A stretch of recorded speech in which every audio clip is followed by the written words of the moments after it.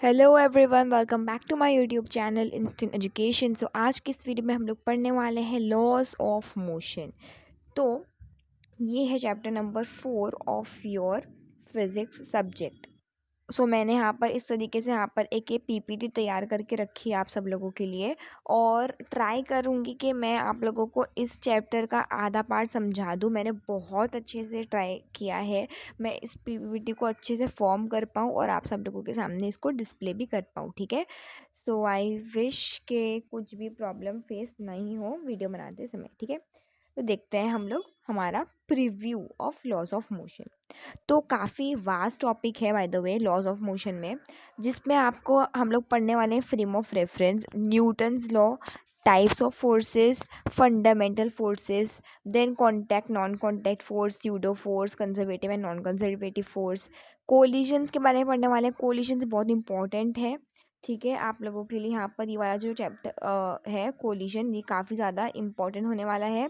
और यहाँ पर आपका इन दोनों का और इन दोनों का जो है वो डिफ्रेंशिएट भी इम्पॉर्टेंट होने वाला है। ठीक है, तो यहाँ पर आपको वो करना है। तो यहाँ पर कोलिजन्स के बारे में आपको पढ़ना है, इलास्टिक, इन इलास्टिक, मैं सब चीज़ आपको इस वीडियो में समझाने वाली हूँ। ठीक है, तो चलिए अब देखते हैं हम सबसे पहला पार्ट जो है न्यूटन्स लॉ।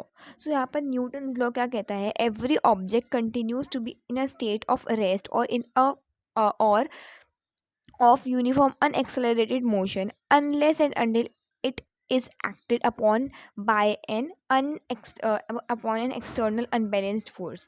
इस लाइन का मतलब क्या है गाइस? सुनिए, एकदम अच्छे से सुनिए। ठीक है, यहाँ पर आपको क्या समझना है कि एक सपोज करो यहाँ पर एक ऑब्जेक्ट है। ये ऑब्जेक्ट अभी यहाँ पर ये ऐसा ही रहेगा, मतलब ये रेस्ट पे ही रहेगा। सपोज करो कि यहाँ पर ये मेरा एक बॉल है, ठीक है, बॉल है, ठीक है, तो यहाँ पर ये मेरा मोशन में नहीं रहेगा, ये ऐसे ही अनएक्सेलरेट रहेगा, ये ऐसे ही रेस्ट पर रहेगा जब तक मैं यहाँ पर अपना हाथ या मैं इसको किक नहीं करूँगी।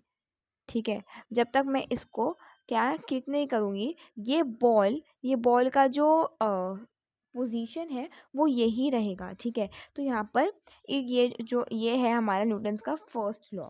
ठीक है, उसके बाद जो न्यूटन्स का सेकेंड लॉ है वो है rate of change of linear momentum is directly proportional to the force applied. ठीक है, देन हमारा जो थर्ड लॉ है वो है to every force there is equal and opposite reaction. To every force, ठीक है, सपोज करो यहाँ पर मेरे पास एक बॉल है, ठीक है, और यहाँ पर मेरे पास दूसरी बॉल है। ठीक है, ठीक है, तो यहाँ पर लॉ क्या है? To every action there is equal and opposite reaction. Suppose करो मैंने इसको यहाँ से मारा, तो यहाँ पर क्या होगा? यहाँ पर सपोज करो यहाँ पर एक इस तरीके से ये टाई हुए हुए दो बॉल्स, ठीक है, यहाँ पर और यहाँ पर से एक टाई हुए हुए। तो मैं जब इसके ऊपर फोर्स लगाऊंगी ना, तो ये बॉल यहाँ जाएगी, आगे जाएगी और इसको धक्का मारेगी और ये इधर चली जाएगी ये वाली बॉल। ठीक है, फिर ये बॉल वापस से अपने पोजीशन में आएगी और इसको धक्का मारेगी, तो ये वाली ब्लैक वाली बॉल यहाँ पर आ जाएगी। ठीक है, इस तरीके से ऐसा होगा। तो यहाँ पर उनका जो लॉ है, न्यूटन का थर्ड लॉ है, to every force there is an opposite and equal and opposite simultaneous reaction. मतलब क्या कि कोई चीज़ चुप नहीं बैठेगी, वो भी उसको एक साइमल्टेनियस रिएक्शन देगी। ठीक है, देन हमारा है फ्रेम ऑफ रेफरेंस। यहाँ पर reference to study of the motion, यहाँ पर आपको इन दोनों की चीज़ ये पढ़ना पड़ेगा आपको, इनर्शियल फ्रेम और non inertial frame of reference. ठीक है,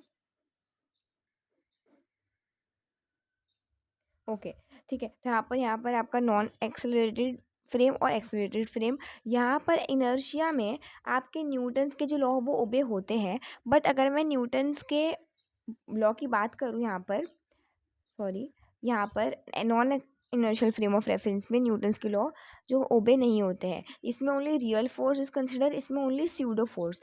स्यूडो फोर्स क्या होता है? स्यूडो फोर्स एक बेसिकली एक ऐसी फोर्स है जिसका हम लोगों को रियल कॉज नहीं मालूम है। जैसे अगर बस आगे चल रही है, तो अगर बस राइट ले तो हम लोग लेफ्ट की तरफ शिफ्ट जाते हैं, तो वो क्या होता है? मतलब वो एक फोर्स हमारे ऊपर एक्ट कर रही है, बट हम लोगों को नहीं मालूम है कि वो फोर्स का कॉज क्या है। ठीक है, देन हमारा यहाँ पर car moving with uniform, car moving with accelerated motion. ठीक है, देन फंडामेंटल फोर्सेस यहाँ पर बस ये बताया गया है कि फोर्स कैसे है, वीक है, स्ट्रॉन्ग है। जैसे ग्रेविटेशनल फोर्स वीक है, इलेक्ट्रोमैग्नेटिक फोर्स स्ट्रॉन्ग है। देन हमारा वीक न्यूक्लियर फोर्स जो है वो वीक है इलेक्ट्रोमैग्नेटिक फोर्स से, बट स्ट्रॉन्ग है ग्रेविटेशनल फोर्स से।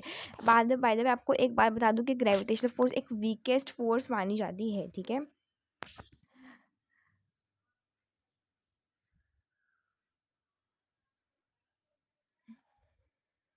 वेट, ओके तो यहाँ पर जो हमारी ग्रेविटेशनल फोर्स है वो काफ़ी वीक फोर्स होती है।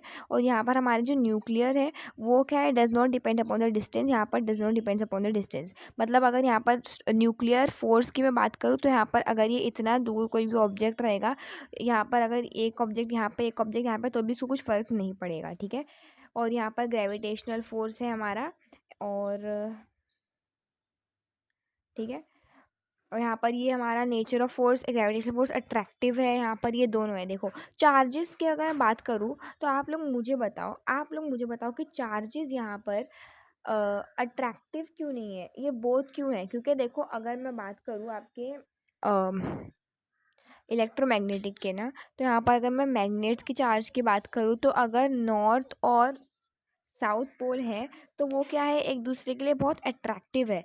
और लेकिन अगर मैं नॉर्थ नॉर्थ की बात करूँ तो ये बहुत रिपल्सिव है, ये एक दूसरे से दूर जाएंगे, ठीक है। तो वही चीज़ है यहाँ पर, ठीक है। चलिए अब हम आगे देखते हैं। ये हमारा contact and non contact force. Contact force सिर्फ इस जब होता है जब हमारा दो ऑब्जेक्ट्स कॉन्टैक्ट में आते हैं। And non contact force can be acted if also they are not in contact, ठीक है। यहाँ पर ये सब पढ़ना है आपको। देन पढ़ना है आपको रियल एंड स्यूडो फोर्स। मैंने बता दिया आपको कि यहाँ पर हमारा real force they are due to the non interaction. उनको मालूम है कि अच्छा इसका ये इंटरेक्शन हुआ है तो यहाँ पर रियल फोर्स एक्ट हो रहा है। बट स्यूडो फोर्स का हमको कॉज ही नहीं मालूम, so we don't know about the interaction. Then यहाँ पर real force are obeyed, real force are not obeyed, sorry Newton's law are not obeyed. Then experience in both frame of reference in only the non inertial frame of reference, ठीक है। Then अब हम इसके आगे का part जो है हमारा ओके हमने पेज नंबर 9 तक हमने कंप्लीट कर दिया है, ठीक है। तो यहाँ तक मैं आप सब लोगों का अभी इसको यहाँ पर स्टॉप कर देती हूँ, ठीक है। तो आई होप कि आप सबको ये सब चीज़ें समझ में आई होगी जो भी मैंने आज के लेक्चर में आपको पढ़ाई है। Thank you so much, bye, take care, have a very good day ahead.